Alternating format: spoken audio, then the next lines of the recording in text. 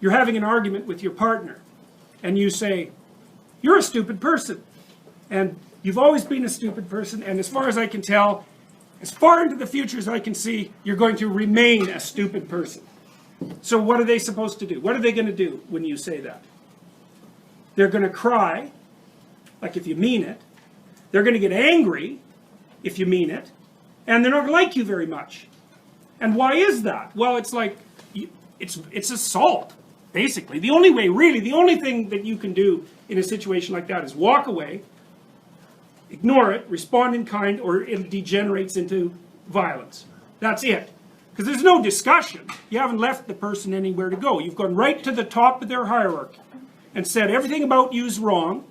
And worse than that, all the mechanisms that we could use to correct it won't work.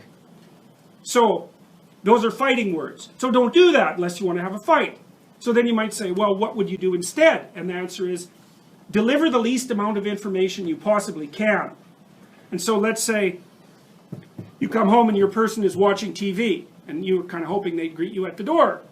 You shouldn't break down into tears and say, you're a stupid person, you've always been a stupid person, and you're going to be a stupid person in the future. You should say, I have this peculiarity, and that is that when I come home, I don't have enough confidence to just be happy. I would like you to come and say, just shut the TV off for 2 minutes, come to the front door and say, hello, and then you can go back and watch your TV.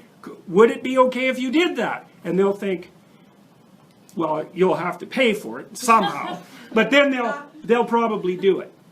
And so, but the thing is you got to specify the routine that you want transformed at the highest possible level of resolution, and you want to recommend the minimal necessary change that will satisfy you. So you can't say, if you loved me, you'd know how to greet me at the door. Ha, not helpful, because they're stupid. Right, and so are you. So you have to spell it out. It's like, what do you want? Exactly, what would make you satisfied?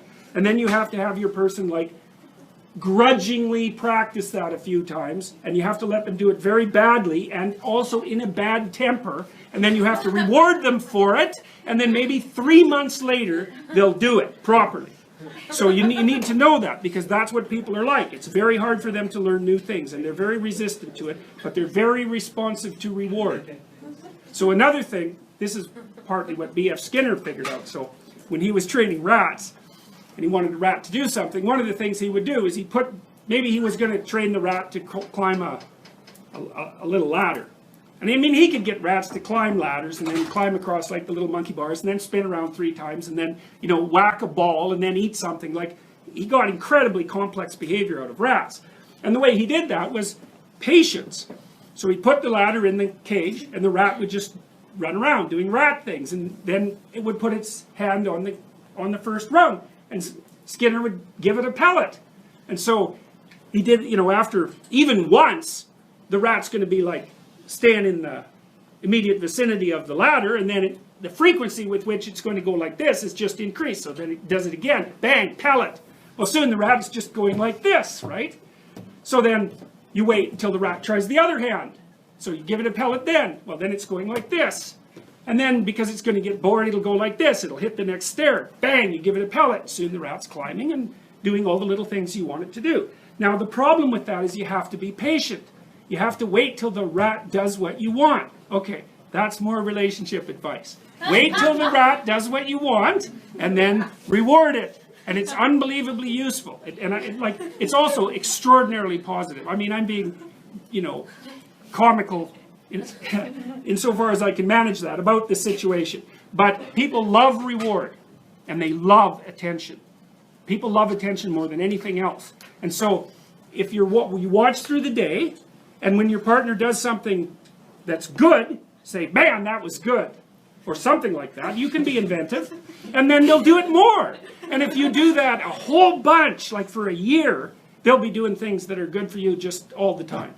But you have to be patient, which is very annoying, and you have to suppress your response to only respond to negative things. Because what we know about the expectancy models is that a deviation from expectation produces a burst of negative emotions. So you come home and the whole house is clean, but there's like, I don't know, the dog has shed on the rug or something and the person overlooked that. It's like, you're not going to see the clean house, you're going to see the rug with the dog fur on it. You're going to say, why didn't you clean up the rug with the dog fur? And they're going to say, good luck getting me to clean up the house again. And, you know, because the thing is the exception stands out. And what's done doesn't. And the reason for that is you can just ignore what's done. Because it's done. It doesn't get in your way. So it gets invisible really quickly.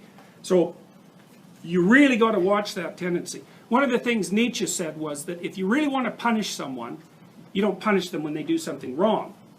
Because they expect that. That's not a punishment. They expect that. They might even be relieved by it.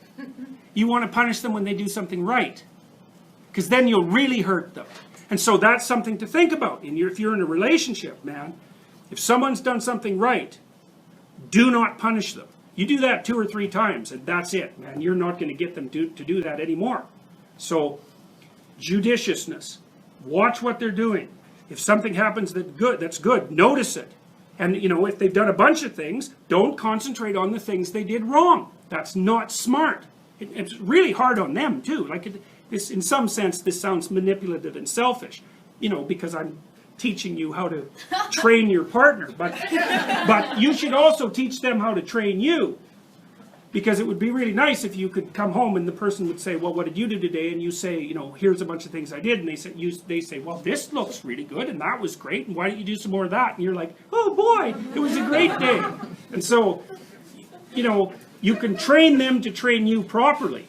And that's a really helpful thing, especially if you do it over a few years. You know, that's how you have a good relationship, because you're both clueless as hell to begin with.